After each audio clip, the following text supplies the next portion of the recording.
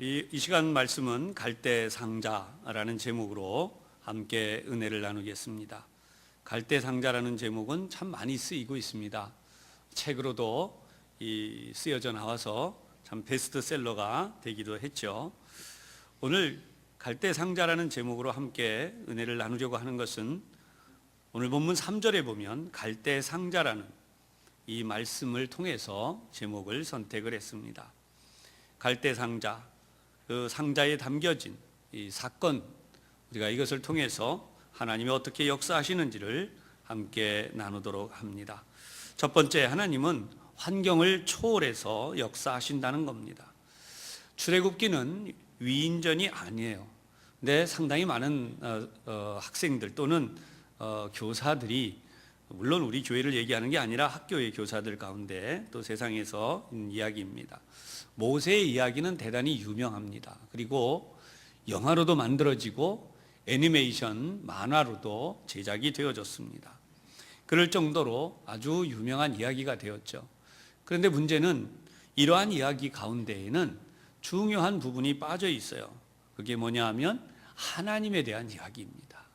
모세는 이런 사람이 되었고 또 이런 일을 했다라고 하는 굉장히 사람을 높이는 이야기가 되어져 있을 뿐입니다.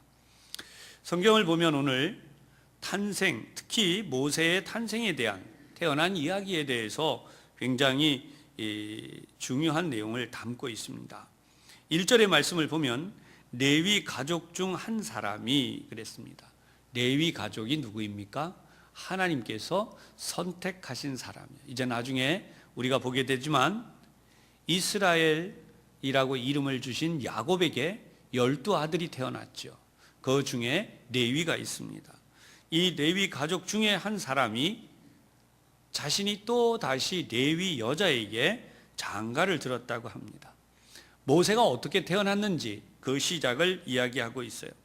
아이가 태어나기 위해서 결혼한 이야기를 하는데 당시 히브리인들의 결혼을 좀 이해해야 합니다. 이 당시 상황은 어땠냐 하면 이 출애굽기 1장을 통해서 설명이 되어지는데 히브리인들은 굉장히 빠르게 이 인구가 폭발적으로 늘어나기 시작했어요.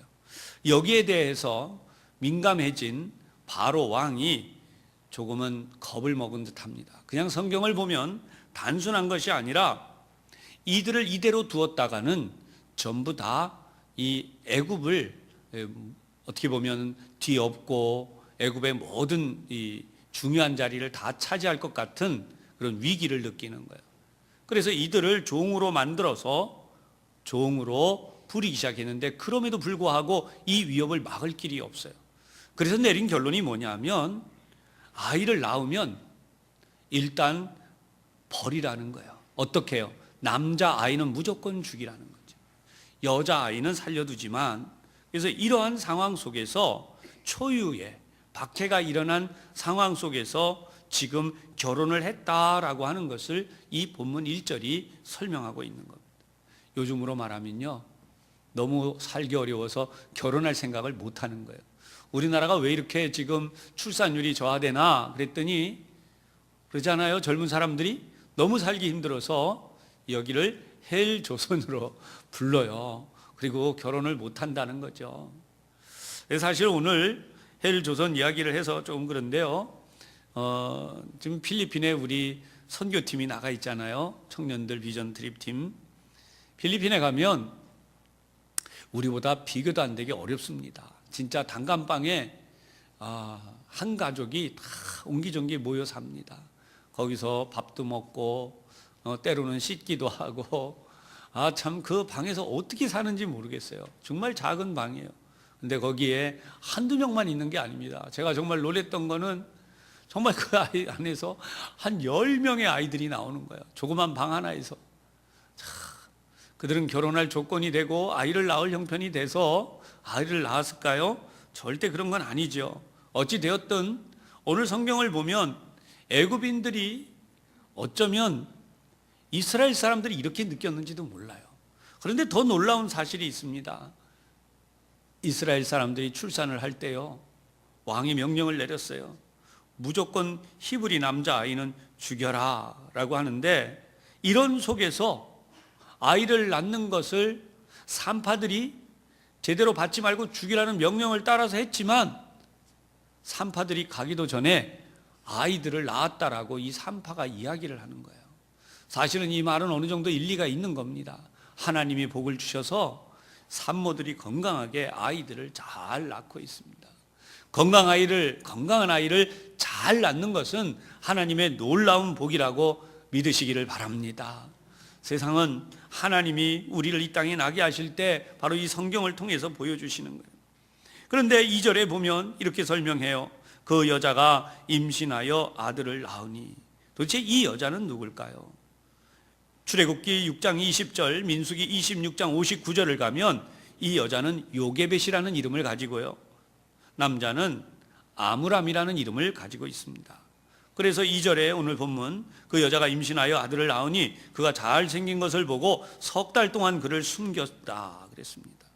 결혼해서 아이를 낳는 것은 이 당시에는 당연한 일이고 쉬운 일입니다.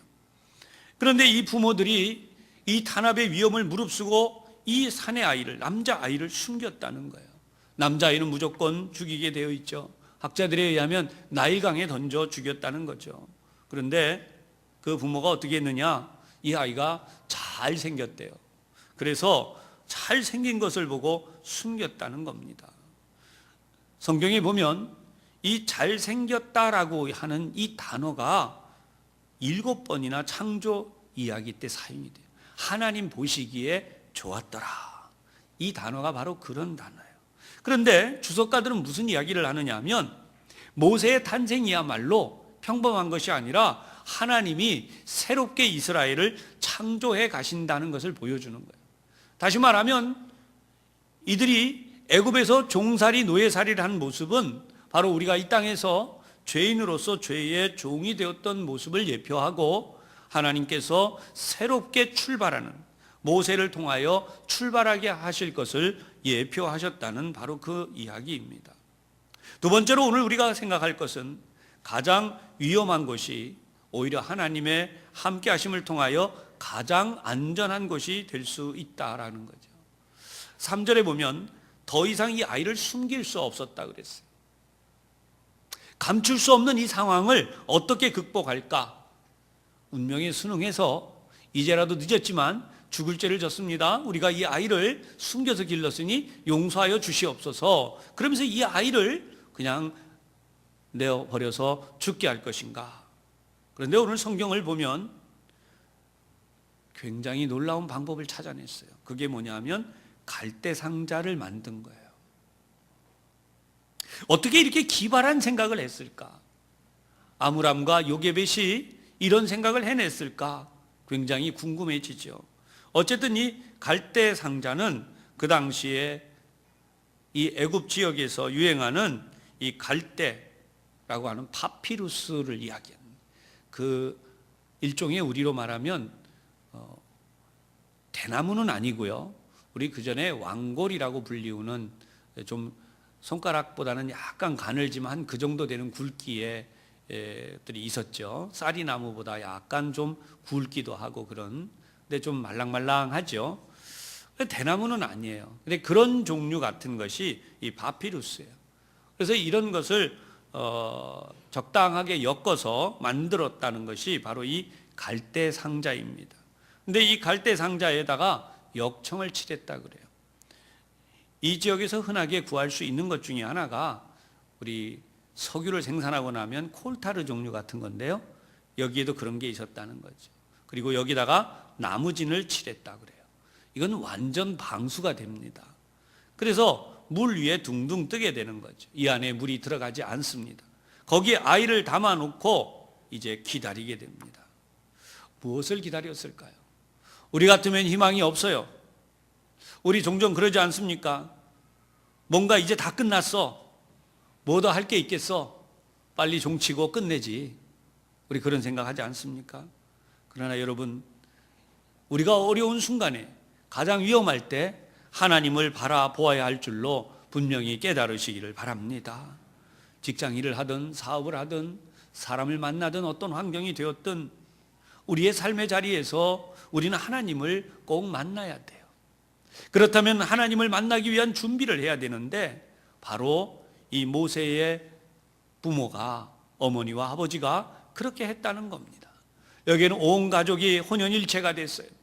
누나가 이제 이 아이를 지켜봅니다. 성경 4절을 보면 그의 누이가 어떻게 되는지를 알려고 멀리 서 있었다라고 합니다. 하나님은 바로 이때 역사하세요. 5절, 바로의 딸이 목욕하러 나일강으로 내려오는데 이 나일 강가에 시녀들이 와서 다니다가 그만 이 갈대 상자를 발견하게 되죠. 시녀를 보내서 이 상자를 가져왔는데 6절에 보면 아이가 울고 있었다라고 합니다. 그런데 하나님의 역사는 여기 있어요. 그를 불쌍히 여겨 그랬습니다. 누가? 바로의 딸이. 바로의 딸이 누구예요? 살인 명령을 내리고 박해하고 죽이라고 명령을 내린 그 장본인 집안이. 그런데 하나님은 바로 그 바로의 딸의 마음을 하나님께서 만지시니까 아이가 우는 모습을 보고 불쌍히 여기는 마음이 들었어요. 성경을 보면 신분을 몰라서 불쌍히 여긴 게 아니에요. 신분을 분명히 보았어요. 불쌍히 여겨 이르되 이는 히브리 사람의 아기로다. 명백하게 이 아이는 히브리 사람의 아이라는 거예요. 그럼에도 불구하고 그 마음 속에 불쌍히 여기는 마음이 생겨나게 되고 이 아이를 위해서 뭔가 해야겠다는 마음이 드는 거예요. 이 잘생긴 아이가, 이 우는 아이가 그냥 이대로 버려져서 죽어서는 안 되겠다는 이 놀라운 마음이 애굽의 공주에게 갑자기 생겨났어요. 미리 준비한 것도 아니고 연출한 것도 아니고 시간을 두고 생각한 것도 아니에요. 순간적으로 이 아이를 보면서 생각하고 결정을 내리게 됐어요.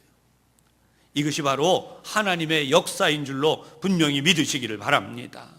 하나님이 역사하시면 우리의 모든 준비가 미흡하고 부족하고 때에 따라서 우리가 감당하기 어려운 모든 것들도 이와 같이 하나님의 길이 열리고 역사가 나타나는 줄로 분명히 믿으시기를 바랍니다. 애굽의 공주가 이 아이를 알아볼 정도로 이 아이는 명백하게 분명했어요. 근데 여러분, 유대 전승에 의하면 이 아이를 알아보는 극적인 방법이 있답니다. 그게 뭐냐면 유대인은 태어난 지 8일 만에 할례를 받았다는 거예요. 그러니까 이 어린 아기는 지금 할례를 받은 모습이었기 때문에 한순간에 히브리인 그 아기라는 것을 알아보았다는 거죠. 그럼에도 불구하고 이 아이를 위해서 정성을 갑자기 들이기 시작합니다. 하나님이 이 공주의 마음을 일으키시는 순간에 이 공주가 놀라운 결단을 하게 되는데 바로 그때 큰 역할을 한 것이 이 누이예요. 모세의 누이가 숨어 있다 지켜보다가 7절에 보면 그의 누이가 바로의 딸에게 이르되 몰래 접근합니다. 참 이 담력이 어디서 나왔는지 몰라요. 내가 당신을 위하여 라고 말하죠. 히브리 여인 중에서 유모를 불러다가 이 아기에게 젖을 먹이게 하리까. 이 말에 바로의 공주 이 딸이 갑자기 그렇게 하라는 허락을 합니다. 아니 당장 잡아다가 이 아이를 물에 빠뜨려 어쩌자고 이렇게 내보냈어. 누구야? 이 아이를 내보낸 부모를 찾아라. 그래서 이들을 처단해서 다시는 이런 일이 일어나지 않게 하자. 이게 맞는 말이죠. 근데 그렇게 하지 않고 오히려 이 아이를 불쌍히 여겨서 살려내는 일을 해요.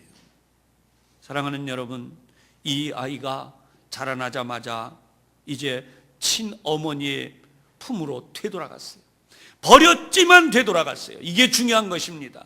우리가 살면서 신앙생활하면서 우리가 무엇인가 더 많이 소유하기를 원하지만 하나님께 맡기면 하나님께서 다시 우리에게 더 큰 것으로 돌려주시는 줄로 믿으시기를 바랍니다. 모세의 친엄마는 놀라운 일이 뭐냐면 자기 자식을 양육하는데 필요한 돈이 있어야 했어요. 그런데 놀랍게도 이 아이를 양육하는데 친어머니에게 돈까지 주면서 애굽의 공주가 돈까지 주면서 이 아이를 잘 양육하라고 부탁을 합니다. 한쪽에서 바로는 죽이려 하고 그 바로의 딸에 의하여 모세는 보호됩니다. 등잔 밑이 어둡다는 말이 우리 속담에 있듯이 여기서 가장 놀라운 사실은 가장 위험한 집안에 가장 안전한 장소가 확보되고 거기에서 모세는 마음껏 애굽의 모든 학문을 배우며 성장하게 됩니다. 할렐루야. 성경은 모세를 지도자로 지칭하게 되죠. 세 번째로 오늘 그 이름을 모세라 하라 하는 부분입니다. 여러분, 모세가 무슨 뜻입니까? 물에서 건져낸 자라는 거예요. 다른 말로 이야기하면 이 아이는 이미 죽은 자라는 뜻이기도 합니다. 오늘 성경의 중요한 말씀의 제목이 갈대상자입니다. 갈대상자는 이미 말씀드린 대로 파피루스를 조립해서 만듭니다. 그런데 이 파피루스를 조립해서 만드는 히브리 말로 이 상자를 테바라는 단어로 사용을 하죠. 이 테바라는 단어는 성경에 한 번 더 나오는데 그것이 어디냐면 바로 노아의 방주예요. 방주도 테바라는 말을 사용했어요. 이 테바 안에 담겨진 아이, 성경은 학자들의 유대인 전승을 인용해 보면 이렇게 이야기를 해요. 모세의 원래 이름은 모세가 아니고 모세의 원래 이름은 잘생겼다라고 하는 단어라면 잘생겼다라고 하는 그 말이 토브라는 단위. 그래서 사람 이름으로 불릴 때는 토비야라고 불렀을 것이다. 그렇게 이야기합니다. 그런데 이 아이가 이제 그의 이름이 개명이 되었어요. 잘생긴 수준에서 이제는 물에서 건져내서 다시 살게 되었다. 그런 의미에서 모세라고 불리게 됩니다. 이 테바에 담겨진 모세의 운명, 테바는 운전할 수 있는 사람도 없고 우리가 흔히 이야기하는 대로 운전대가 없어요. 여러분, 방주에 혹시 노젓는 데가 있고 방향키가 있고 또 운전하는 데가 있다고 들어보신 적이 있나요? 방주는 그런 것이 전혀 없습니다. 방주는 그저 상자일 뿐입니다.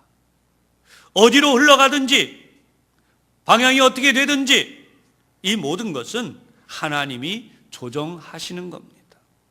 이것은 하나님만이 이끌어 주시고 인도해 주신다는 의미가 있습니다. 이 안에 인생의 놀라운 비밀이 담겨져 있다고 말합니다. 우리 인생은 내가 주인인데 비해서 테바에 담겨진 갈대 상자에 담겨진 삶은 바로 이 모세의 삶은 하나님이 인도해 가시고 하나님이 주인이 되시고 하나님이 온전히 역사하신다는 것을 보여주신다는 것입니다. 사랑하는 교우 여러분, 오늘 우리도 구원의 방주인 이 갈대 상자를 타고 있지 않을까요? 예수 그리스도를 통해서 만들어진 구원의 방주, 이 방주에 타고 있는 우리는 세상의 물결 속에서 우리의 마음대로 우리의 의지대로 우리가 노를 젓고 활동하는 것 같지만 알고 보면 모두 세상에 휩쓸려가는 것 속에서 함께 그렇게 흔들리고 휩쓸려갈 뿐입니다. 다른 말로 말씀드리면 세파에 휩쓸려서 우리도 흘러가는 존재에 지나지 않는다는 거죠. 세상의 물결에서 우리 다 결코 자유롭지 않습니다. 그러나 우리가 하나님을 온전히 의지하고 하나님만을 바라보고 이 구원의 방주인 갈대 상자 하나님께서 우리에게 주신 이 교회 이 안에 담겨 있으면 하나님이 우리를 인도해 가십니다. 세상이라는 물결이 아무리 파도가 높고 세상이 아무리 요란하고 험난하고 어려워도 하나님은 우리의 운전대를 잡고 우리의 인생을 책임져 주시는 힘을 분명히 믿으시기를 바랍니다. 나의 미래도 마찬가지요. 내 자녀의 미래도 마찬가지. 우리 교회의 미래, 이 나라의 미래, 우리 모두의 이 지구상에 존재하는 모든 사람들의 미래는 오직 하나님께 맡기는 믿음이 있을 때에 하나님께서 주장하시고 인도해 주시는 그 은혜를 체험하게 될 것입니다. 오늘 갈대 상자는 우리의 믿음을 필요로 합니다. 저와 여러분 모두가 온전히 하나님께 맡기는 믿음으로 나아갈 때에 우리 하나님께서 우리의 인도자가 되시며 보호자가 되시며 주인이 되셔서 큰 은혜로 인도하심으로 더욱 풍성한 풍요함을 누리게 해 주실 줄로 확신하고 믿으시기를 바랍니다. 기도하겠습니다. 하나님 감사합니다. 갈대상자, 아무리 보아도 연약하기 그지없고 언제 물에 가라앉을지 모르는 그런 갈대상자지만 하나님은 거기에 담겨있는 모세를 구원하셔서 하나님의 큰 역사를 나타내 주시는 것을 이 말씀을 통해 저희들에게 보여주셨습니다. 하나님, 우리 인생이 참으로 연약하고 부족하지만 이 세상의 세파는 너무나도 요란하고 강하지만 우리는 살아갈 길이 없어 어찌할 바를 모르지만 하나님은 모세를 살려내신 것처럼 우리들도 보호하시고 인도하시고 승리하게 하실 줄로 믿습니다. 성령 하나님, 크신 은혜로 역사하여 주시옵소서. 예수님 이름으로 기도하옵나이다. 아멘.